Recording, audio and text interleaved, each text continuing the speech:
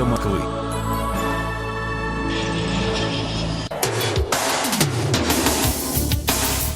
Персонально ваш. Здравствуйте. В прямом эфире радиостанции «Эхо Москвы» в Уфе программа «Персонально ваш». У микрофона Руслан Валиев. И в гостях нашей студии сегодня председатель Совета министров Башкирской АССР в 1986-1992 годах Марат Миргазямов. Здравствуйте, Марат Борисович. Здравствуйте. Здравствуйте, уважаемые башкортостанцы. Всех христиан поздравляю с праздниками, крещением и Рождеством.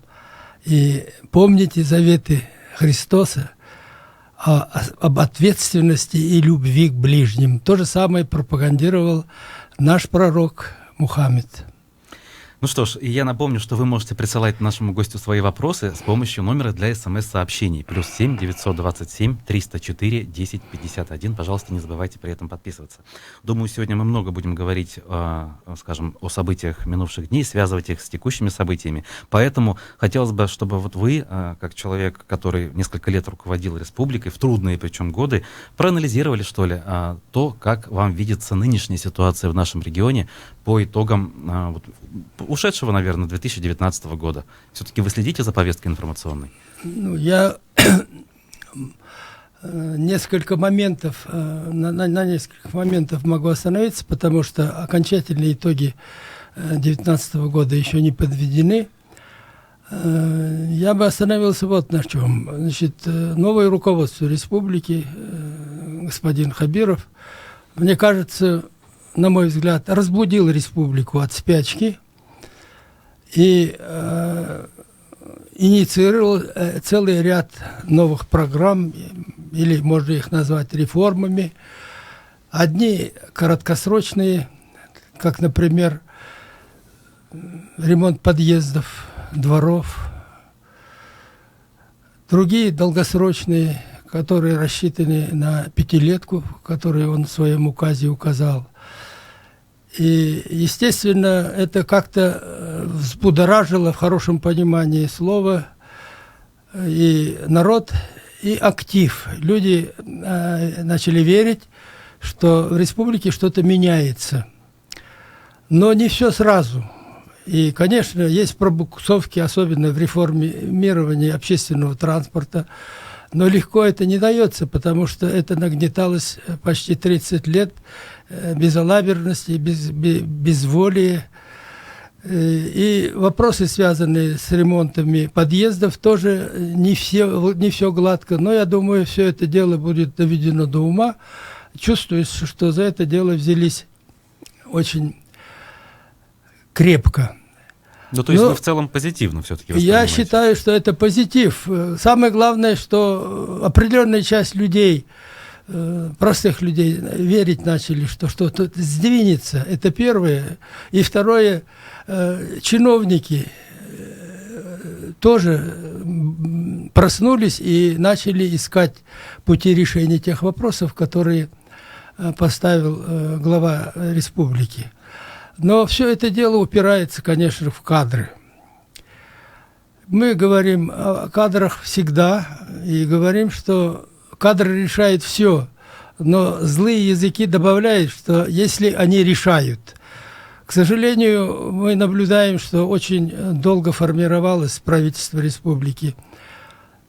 Я очень сожалею, что нет у нас премьера. Потому что, взвалив на себя эти нагрузки и премьера, и главы республики, дай бог здоровья Хабирову, чтобы выдержать эти нагрузки. Это первое. Второе, сейчас все шишки валятся на него, на первое лицо. Раньше глава правительства демпфировал. И, естественно, у Хабирова, который обязан и, по-моему, занимается, было бы больше времени заниматься стратегическими вопросами. А сейчас, к сожалению, ему приходится очень много заниматься текущими проблемами.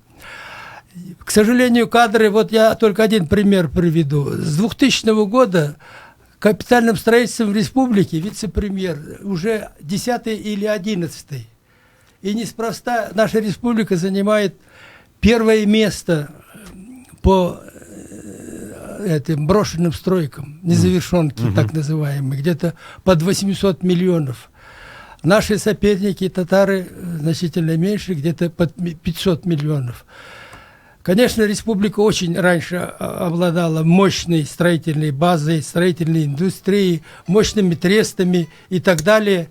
Но сейчас, к сожалению, все это дело пришло в упадок. И я думаю, сейчас новое руководство республики возьмется за это дело и наведет в этом деле порядок, потому что за этим стоят и освоение средств. Поскольку мы всегда осваивали выделенные капитальные вложения, естественно, Центр всегда выделял нам деньги.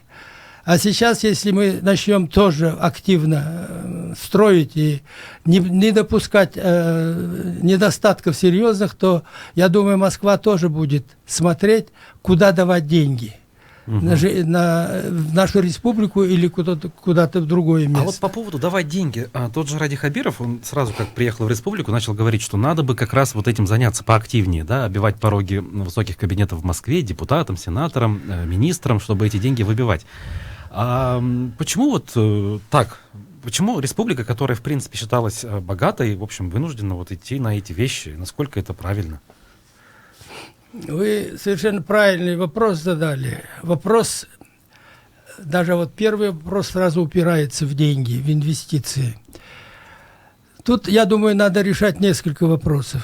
Первое, есть такое выражение: капитал, как трепетная лань, никогда не выйдет на открытую поляну, пока не убедится в полной своей безопасности. Это касается и бизнеса.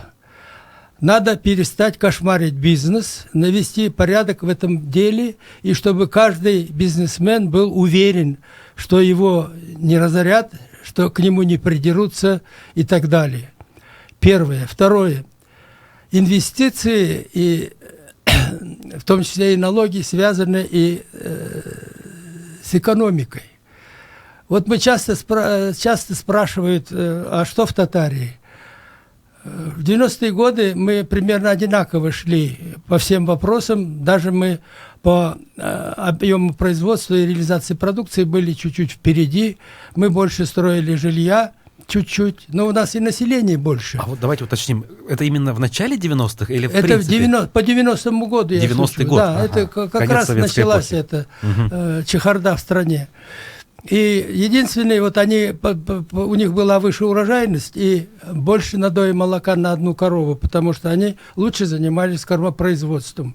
И я должен сказать, мы очень активно сотрудничали и по-хорошему соревновались.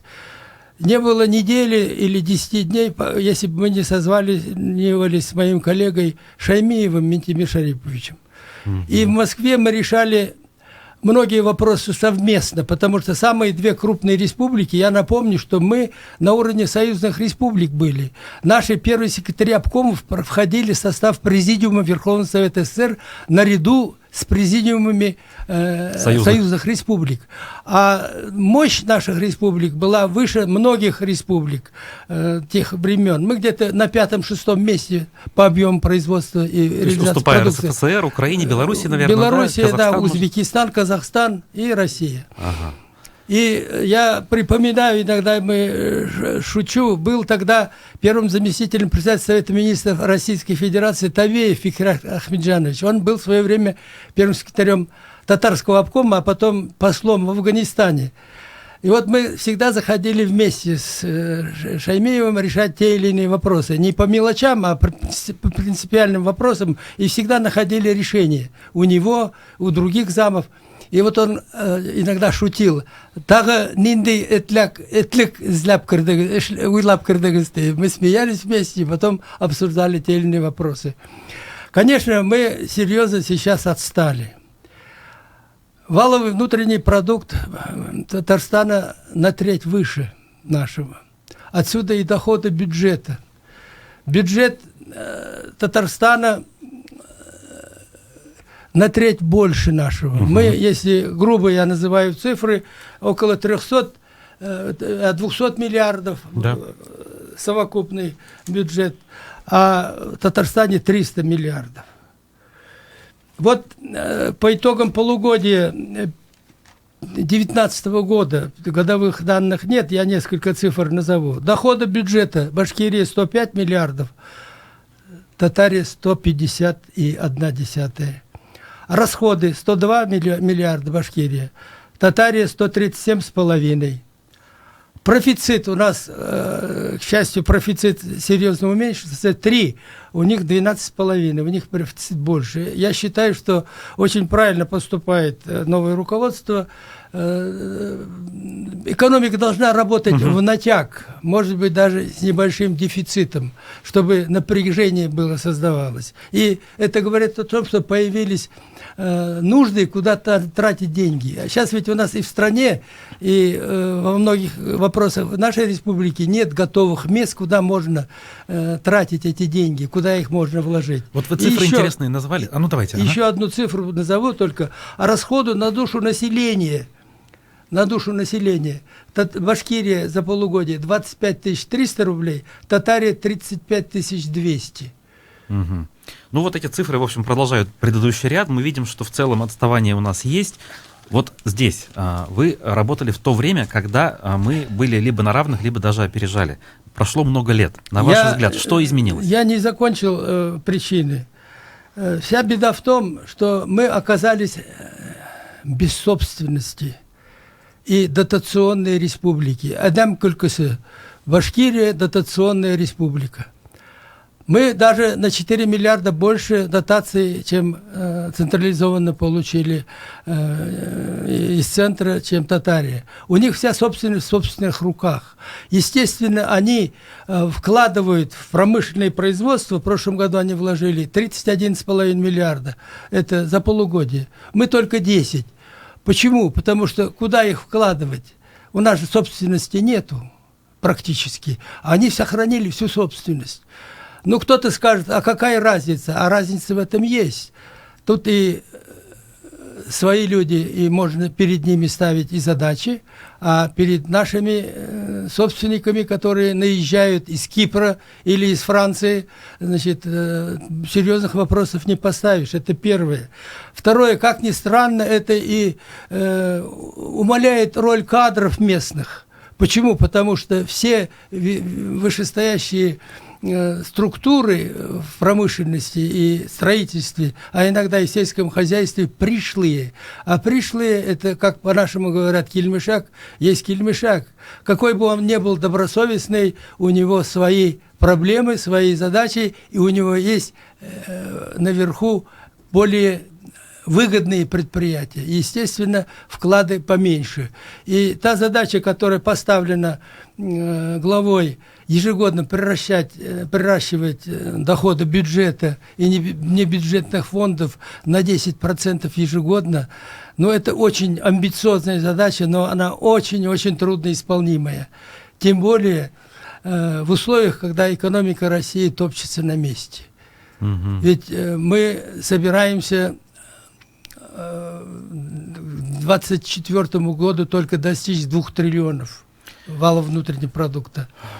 Вот смотрите, по собственности понятно. В общем, к чему пришли, к тому пришли. Сейчас это вроде как изменить очень сложно, да? Это невозможно сейчас. Революции же не будут делать. Угу. Потому что республика фактически, вы меня извините за такое выражение, колония.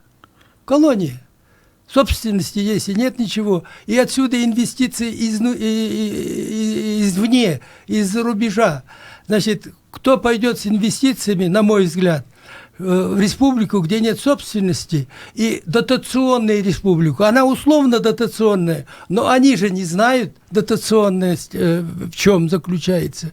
И в этом отношении, я думаю, руководство республики серьезно поработать, чтобы доходы бюджета у нас были не дотационные, а действительно такие, которые мы заслуживаем.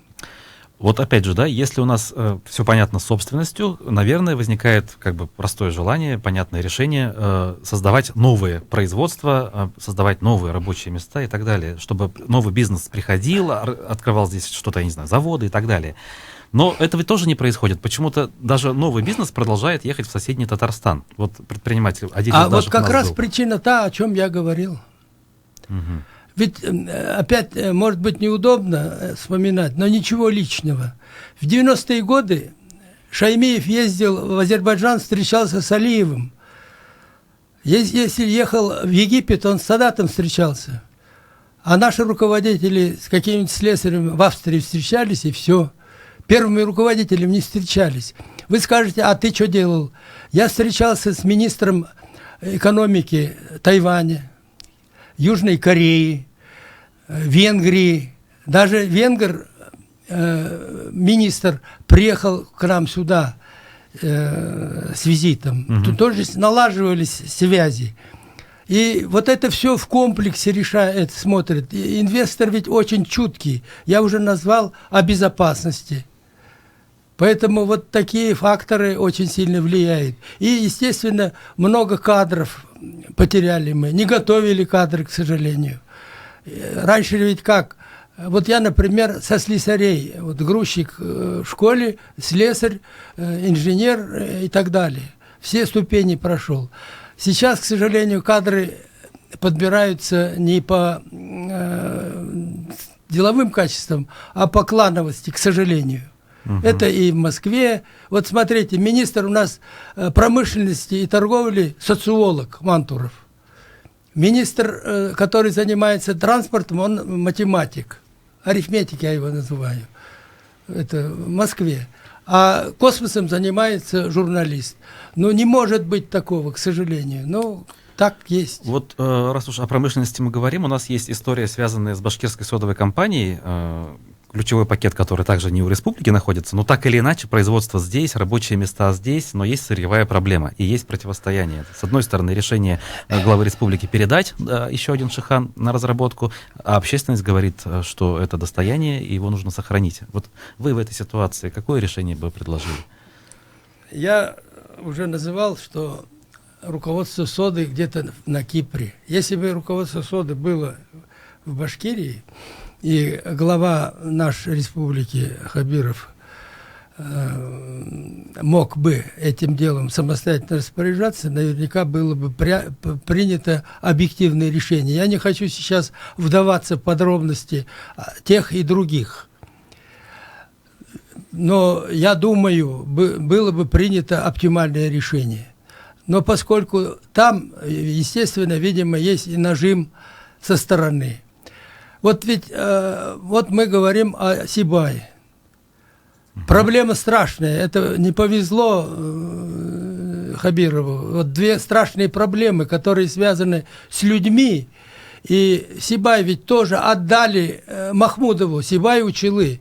Если бы свое было, наверняка бы такого не было. И сейчас бы могли принять решительные меры.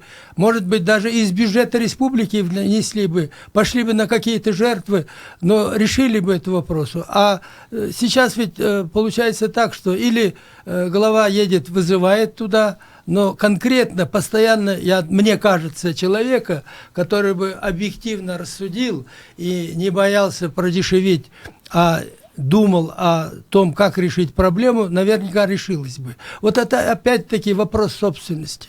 А что толку? Вот у соды у нас 25%, по-моему, это наших, или их тоже продали, я точно не знаю. Так, по процентам не скажу, но акции, там не контрольно. Там мизер.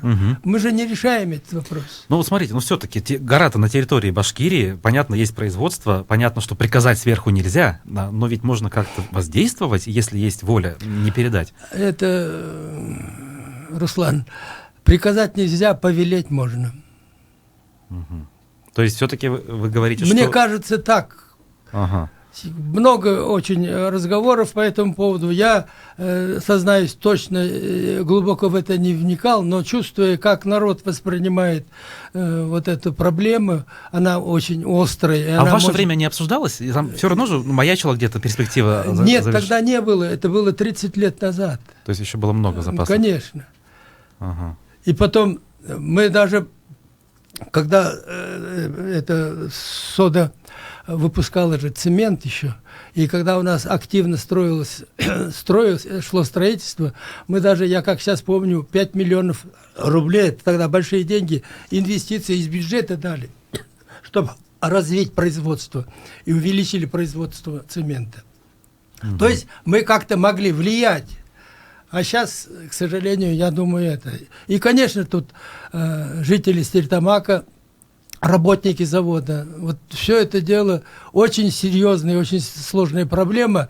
И дай бог выйти из этой проблемы спокойно, без надрыва, без противостояний и без отвлечения сил и средств на то, чтобы решать те проблемы, которые поставил Путин в своем послании. И вот Хабиров в прошлом году поставил в своем указе. У нас буквально полминуты до конца, поэтому я вопрос сложный задам, но ответ попрошу короткий. Вот то, что Рустему Хамитову удалось вернуть в собственность республики 25% акций Башнефти, это успех или это, наоборот, недоработка? Мало вернул, на ваш взгляд? Это успех, больше и не дали бы. Это первое. Второе. Если вы обратите внимание, раз вы задали по Хамитову вопрос, он до заседания собрания ШОС и БРИКС активно работал. Очень активно работал. После этого, когда увидел, что никому ничего не надо в стране, он сник, и вот пришло к тому, что Хабирову пришлось будить республику. У нас в гостях Марат Миргазямов. Мы вернемся в студию после новостей, далеко не уходить.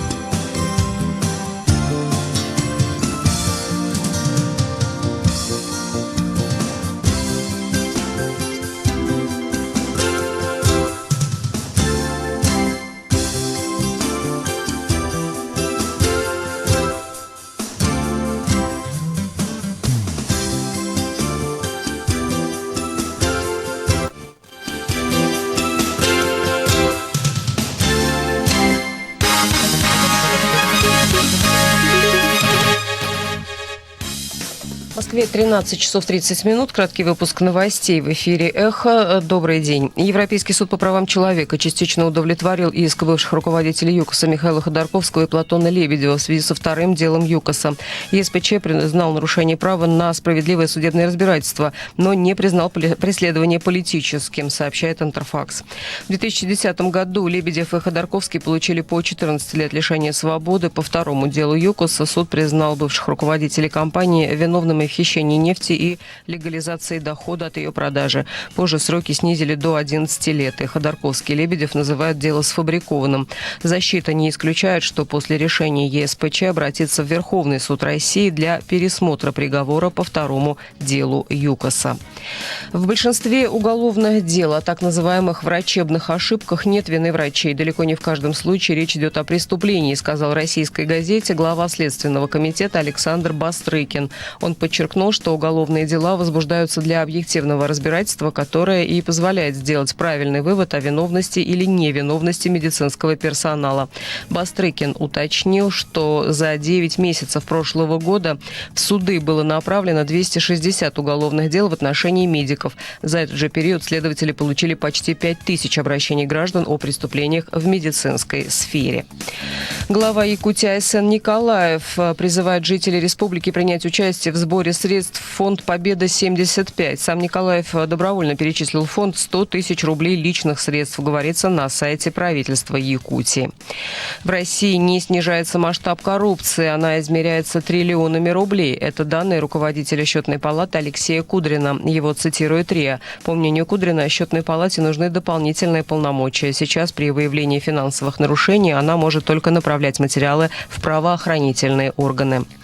Украина в прошлом году запретила ввоз почти 1 миллиона книг из России из-за антиукраинского содержания, сообщил Госкомитет по телерадиовещанию. В комитете подчеркивают, что запрет введен на основании отрицательного заключения экспертного совета Госкомтелерадио. Под запрет на Украине в прошлом году попал сборник рассказов, в частности, классика советской литературы Леонида Пантелеева, автора знаменитой «Республики Шкит», напоминает ТАСС. В Москве в ближайшие сутки облачно, местами небольшие осадки, ночью 0-2 градуса, а днем +1, +3. Ирина Меркулова, служба информации, «Эхо Москвы».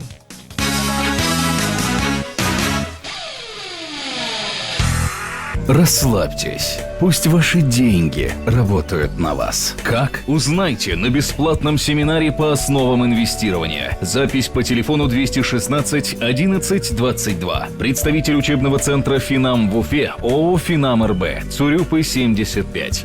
18+. Если вышел в интернет, не теряй момент. Смартфон или планшет, закачивай Фармленд. В приложении Фармленд весь ассортимент. Бронируй, эконом, ведь аптека под рукой. Закачивайте себе мобильное приложение Фармленд и бронируйте лекарства быстро, удобно и выгодно. Подробности акции в аптеках Фармленд или на сайте farmland.ru. Имеются противопоказания. Необходима консультация специалиста.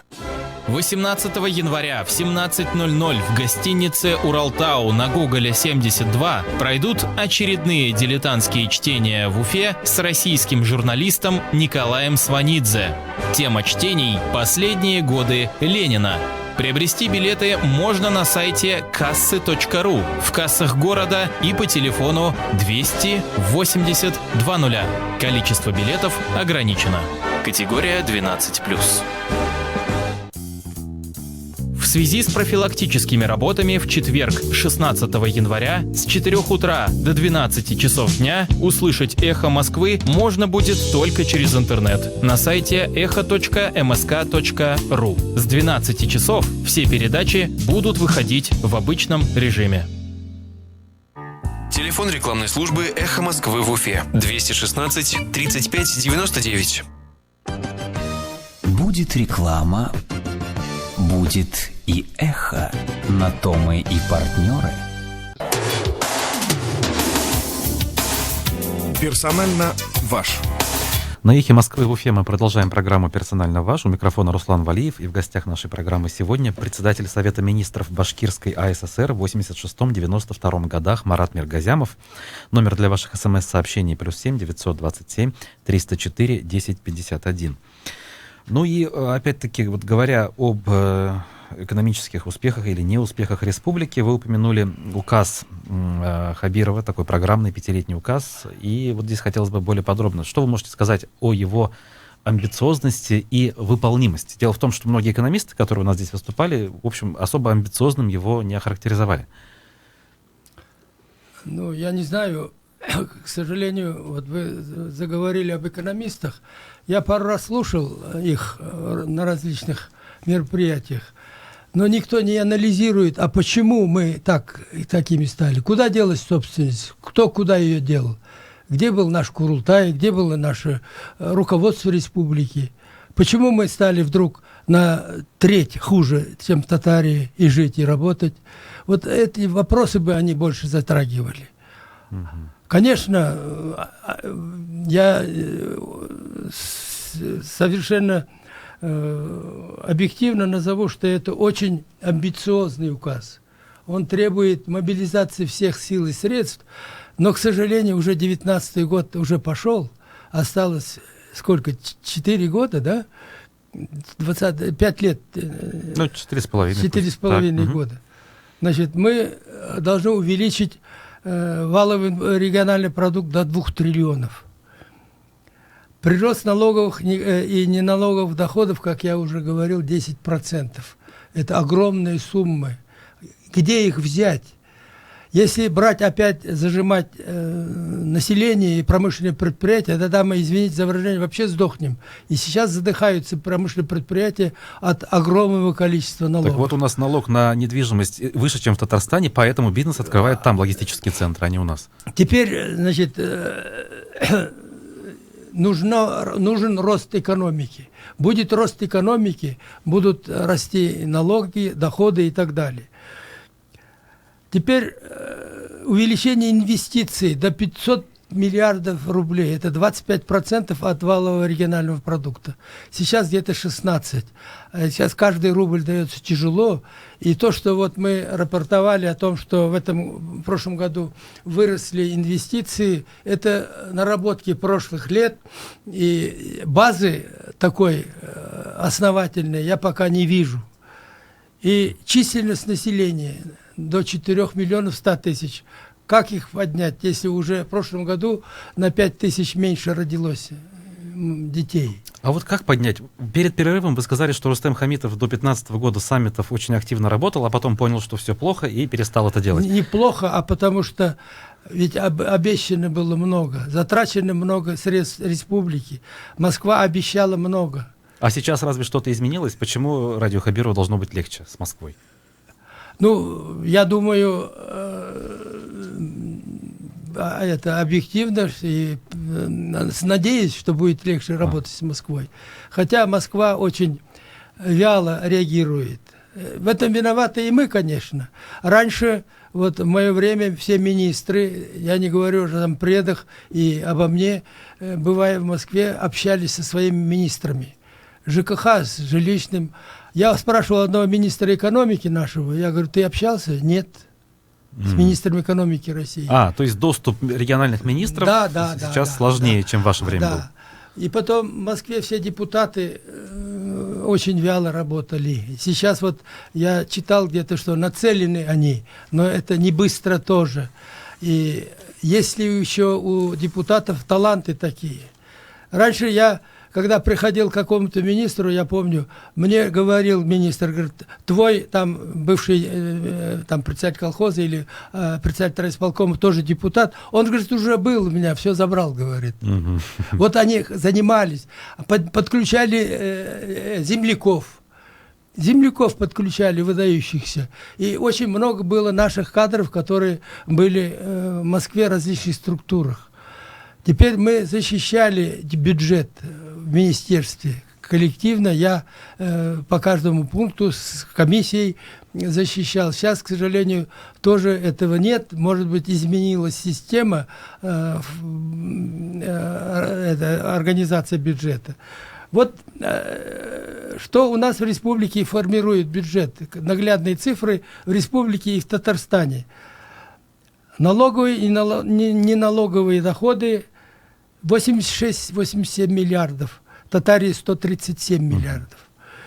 Значит, видите, как налоги, значит, экономика сильно работает. Налог на прибыль организации 21,8 миллиарда, у них 48,9. Значит, экономика эффективнее работает, прибыльнее работает. Налог на доходы физических лиц. Поскольку там зарплата выше, естественно, у них 37 миллиардов, у нас 25. И эти цифры можно продолжить. Да, понятно, что в Татарстане все по всем цифрам мы в 2 раза почти отстаем. Но хотелось бы вот кое-каким конкретным, что ли, вещам, которые имеют вот отношение как к нынешним временам, так и к тем временам, когда вы руководили республикой. В частности, я хочу ваше мнение по поводу вот этого мегапроекта «Восточного выезда», о котором и Ради Хабиров высказался, что, в общем, вообще сам проект вызывает вопросы, скажем так, его целесообразность, и, в общем, доволен тем, что удалось немножко скостить сумму затрат для региона. Расскажите, как это все начиналось? Я не совсем согласен с мнением главы. В то время, когда этот вопрос рассматривался, у нас не было столько мостов. У нас был один мост в Затон и один мост, вот, который сейчас в аэропорт. И в случае, тогда придавалось очень большое значение вопросам гражданской обороны. Вы, наверное, застали или не застали. Еще есть в подвалах помещения гражданской обороны. Если в случае чего, протянутый на 60 километров город прямо задохнулся бы, никуда бы не смог выехать, ни на запад, ни на восток. Естественно, стал вопрос. И вот этот тоннель как раз выводила и решала эту проблему. И сейчас не надо забывать об этом. Это не какая-то чья-то личная инициатива, амбиция. Это жизненный вопрос. Как республику разгрузить? После этого, значит, появились мосты, но все равно этот вопрос не остается в силе. Почему? Потому что транспорт, ведь у нас 500 000 транспорта личного только в городе. Поэтому мост в створе улицы Интернациональной, мост вот через через Уфимку, вот через туннель, а расширение моста на аэропорт, это очень все актуально, и я думаю, еще и недостаточно будет, потому что урбанизация увеличивается количество транспорта, общественный транспорт увеличивается, и личной, поэтому это очень нужная Тогда вещь. давайте вот здесь вот уточним. А получается, когда все-таки этот проект возник? Он возник вот в самом конце вашей работы, в 92-м году, когда... Проект возник раньше. Еще раньше. Раньше, но начинали работать в 92-м. Ага. И когда планировали закончить? По-моему, это было к 2000 году. Там ведь еще мост надо было, и затопляемая зона, и дорогу надо было откладывать до Челябинского тракта со всеми причиндалами, как обычно делается на дороге. Но я вам скажу, мы же и метро начали раньше Казани, раньше Свердловска. У нас уже и база создавалась, но потом... Вот что пошло не так, опять-таки, да? То есть никто не стал заниматься. Ага. Ушел я, ушел Мироненко, который занимался непосредственно, мой зам, председатель Госплана. И потом это свели это официально, но я не знаю, объективно или не объективно, то, что у нас грунты не позволяют якобы строить метро. Но в то время, когда вы работали, и проект так или иначе двигался, об этом речи не было, правильно? Нет, не было. Ага. То есть, ну, вы как бы здесь не можете точно сказать, согласны вы вот с этим или нет. То есть это вопрос Я такой. не согласен. Ага. Всегда, если не хочешь делать, можно придумать. Ну, тогда ведь пошла чехарда, 93-й, Ну, так она везде пошла. Ну, да. Кто-то достроил и открылся. Кто-то достроил, а потом не занимались. Ведь... Руслан, я же называл цифры. Мы на треть от Татарстана отстали за эти 15-20 лет. А кто в этом виноват? Почему наши экономисты не проанализируют эту систему, чтобы потом не повторилось это? Ну, а давайте, Не для кого кто это все-таки наказание. виноват тогда? Руководство республики. Ага. Ведь если вы хотите, вот вы задавали вопрос Хамитова, я его знаю хорошо, значит, мы с ним работали немножко, когда он был депутатом. Значит, много у него было недостатков. Но он пришел-то на пустое место. Уже собственности же не было. Я не помню, была ли республика в то время дотационной. Ну, сейчас валить все на Хамитова тоже, наверное, неправильно. Я не собираюсь на кого-то валить. Надо проанализировать, чтобы не повторить это дело. Ведь все это самое, я сколько слушаю, вот у них так, у нас так, а почему так, никто не раскрывает. Ведь это может повториться, если мы не сделаем правильные выводы из прошлого, не будет ни настоящего, ни будущего. А на ваш взгляд, вот тот уровень федерализма, если можно его так назвать, который остался на сегодняшний день в стране, он вот нормален, он перспективен для республики и для страны в целом? Или все-таки вот то, что в 90-е было больше прав и денег, это как все-таки было такового лучше? федерализма у нас нет. Угу. Нет у нас как такого федерализма. Но это вот то, что нужно, то, что доктор прописал для страны? Или все-таки есть смысл как-то об этом говорить, думать, пытаться? Это надо, чтобы наши депутаты над этого работали. Речь не о том, кто должен, а вот ваше мнение. Мое мнение, надо дать больше прав регионам. Угу. Значит, денег нету То есть в регионах. Вот линия федерального центра неправильная получается? я считаю, да. Я не имею права критиковать, но мое мнение такое. Потому что в регионах практически денег нет. Деньги все стянуты в Москву. Угу. Это неспроста наша республика стала дотационной. Вертикаль крепче, страна крепче, сплоченнее считается, нет? То есть страна в итоге не имеет рисков к развалу, скажем так? Ну, страна крепче будет ли, если инициативу похоронить людей на местах? Надо дать инициативу районам, большим и малым городам, на территориям. А Москве надо только, может быть, ставить конкретные проблемы, задачи перед тем или иным регионом и говорить о том, что у тебя деньги есть. Вот ведь повысили зарплату врачам и учителям, якобы. Но надо поднимать на месте, а где эти деньги? Денег-то нет. Вот смотрите, ну, по поводу взаимоотношений с Москвой, наверное, сложно, да, там выторговать больше прав в одночасье, это долгая история. Но что касается взаимоотношений центра республики с районами и городами, вот здесь, на ваш взгляд, есть смысл пересмотреть эти отношения, дать больше самостоятельности тем же городам и районам, возможно, ввести избираемость глав муниципалитетов?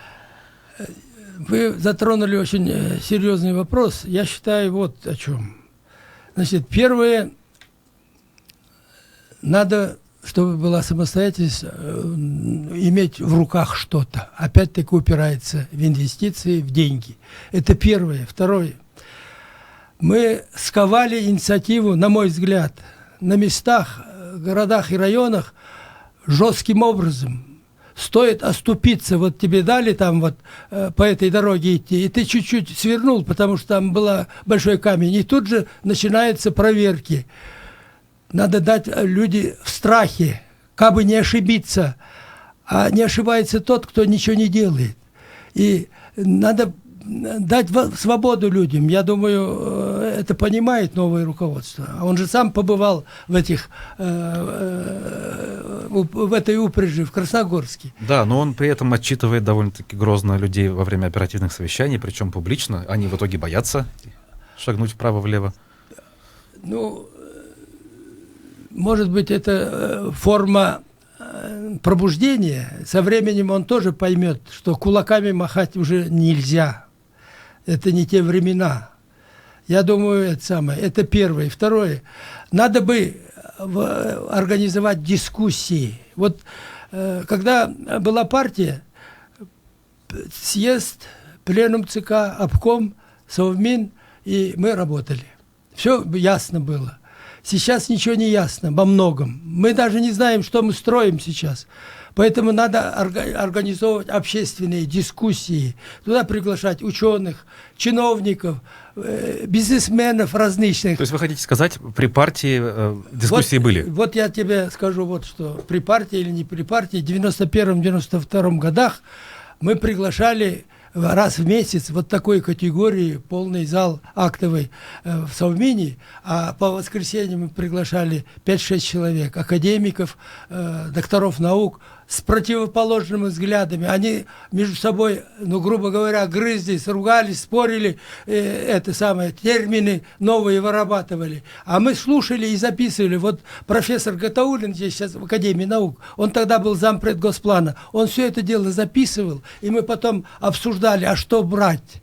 Потому что никаких ЦУ из Москвы не было, каким образом шагать, как было раньше. А вы можете вспомнить конкретно, вот что удалось вот в таких ситуациях придумать, выяснить, взять и внедрить? Мы многое сделали. Первое, это в социальной сфере. По оказанию помощи малоимущим. Мы не делали неправильных шагов в отношении приватизации. Я помню, меня приглашал Чубайс, он тогда занимался этим. Госком имуществом. И говорит, вы идете на 67-м месте по приватизации. Медленно, то есть, да, я ему сказал так, мы социалистические соревнования по приватизации не объявили. И как мы идем, так и пойдем. Он согласился со мной. То есть вы хотите сказать, решение запустить медленную приватизацию в республике, это вот на круглом столе с учеными принималось, а не Муртазой Рахимовым единолично? Ну, он тогда еще этим делом и не занимался. Ага. Он же в 93-м году стал, когда я ушел. Он в это время, в 91-92 году, я уж скажу честно, занимался тем, как меня устранить от власти. И это ему удалось. Угу. Ну, на ваш взгляд, в итоге вот это было правильным решением, да, медленная приватизация? Может быть, вот в Татарстане как-то по-другому сделали и оставили у себя, это было бы лучше? У нас же это самое, все наше было. Потом, после приватизации же продали это, собственность, топливо-энергетический комплекс. Угу. Это не приватизация виновата. Его же продали за копейки. И деньги оказались в Австрии. Вы помните, здесь выступал Галин, такой экономист, или это самое, я его лично не знаю, но как-то пару раз слышал, он здравые вещи говорит. Он говорил так, что Сарбаев и Рахимов ездили в Австрию и привезли 15 миллиардов. Вы помните эти слова? Даже у меня волосы дыбом стали. А что у нас там, деньги, что ли? Вот ведь до чего доходило. Еще одна история, которая связана вот с прошлым, это по сути, целый ряд крупных промышленных предприятий, которые работали в Уфе, на сегодняшний день кто-то из них закрылся полностью, например, Химпром, кто-то переехал за город. Вот здесь вы что видите, опять-таки? Это закономерный процесс в связи с тем, что там многие производства были устаревшими морально и физически, или это, опять-таки, недоработка той же республиканской власти в определенный период? Я согласен, что многие процессы были устаревшие, но шло же все же обновление. На Химпроме Леноцил строился, значит, на нефтеперерабатывающих заводах новые процессы осваивались. Я вам скажу, что мы перерабатывали 46 миллионов тонн нефти в республике. Сейчас меньше 20. Угу. Это весь комплекс республики, не только Уфы. Уфа, потом у нас Нефтекамский еще 3 миллиона перерабатывали они. Они перерабатывали для того, чтобы топить мазутом Кармановскую ГРЭС, Салават и 3 нефтеперерабатывающих завода у Уфы. То есть более чем в 2 раза объем переработки сократился? Упал, да. Угу. Мы прекратили производство масел. Можно было над этими проблемами работать и сражаться за эти проблемы. У нас ведь научно-исследовательский институт мощный, Башни НП, с хорошими кадрами ученых. И можно было, наверное, как-то противостоять, но не получилось, не работали в этом направлении. А если говорить про город и его такую внешнюю, что ли, составляющую, вот организация общественных пространств, чистота, уборка, порядок, вот вы как оцениваете нынешнюю Уфу по сравнению с теми временами, когда работали вы? Я не знаю, даже в мелочах, уборка снега хотя бы. Я непривередливый, и я объективно скажу, ребята работают. Не надо их в хвост и в гриву каждый день дразнить, травить. Вот как мы сейчас начали, извините за выражение, травить врачей и многих учителей. Вот это не так, это не так. Так люди вспоминают, вот в нашей молодости, там 80-е годы, все тротуары чистые, смотрите, какая фотография, снег белый, чистый, убранный, а сейчас такого нет. Тогда столько машин не было. Так, а тротуары-то были пешеходные, люди пешком ходили. И дворники были. Ага. Но дворники были такие, которые считали за честь у себя участок держать. И сейчас есть некоторые дворники, которые эти традиции переняли. Ну, естественно, подбор кадров опять. Угу. Тогда очень много работало студентов этими дворниками. Хочу вас спросить, вот есть у нас история Айрата Дильмухаметова, политического деятеля, который с довольно-таки, непривычными, что ли, неожиданными вещами для некоторых людей выступает. И он находится под следствием. И, в общем, его преследуют и вменяют экстремизм, призывы к нарушению территориальной целостности России. Вот как вы оцениваете эту историю, насколько она адекватна? Айрата знаю только где-то в 90-м году мы группу выпускников университета посылали в Турцию на учебу. Вот с тех пор знаю. И он участвовал в выборах президента в 2003 году как кандидат, по-моему, выступал. Он в Думу там баллотировался? А? В Думу, в Госдуму, не в президенты? Нет, в 2003 году наряду с Веремеенко он тоже баллотировался, но, по-моему, не собрал эти голоса. Значит, я знал его отца, вместе работали, он был секретарем обкома партии. Айрата я, к сожалению, не интересовался, за что его сейчас преследуют, и оказывается, он сидит даже... Сейчас он в следственном изоляторе, да. В следственном изоляторе. Ну, надо, чтобы административные органы объективно разобрались. Единственное пожелание в этом. Я не думаю, что он такой бандит, что его вся республика должна бояться. В целом, конечно, видимо, не глупый, раз с ним борются. Ну, в общем, человек рассуждает на тему политики, на тему экономики, свое видение у него есть, свои предложения. И, в общем, эти предложения анализируют некие эксперты и признают, что эти рассуждения, противозаконны. Речь только о рассуждениях, на самом деле. Вот вы как вообще смотрите? За рассуждения можно ли кого бы то ни было, безотносительно к Айрату Дильмухаметову, преследовать? Я не юрист и не специалист в этих вопросах, но я думаю, он уж не представляет такую угрозу. Угу. Конечно, наверное, баламутит, как обычно.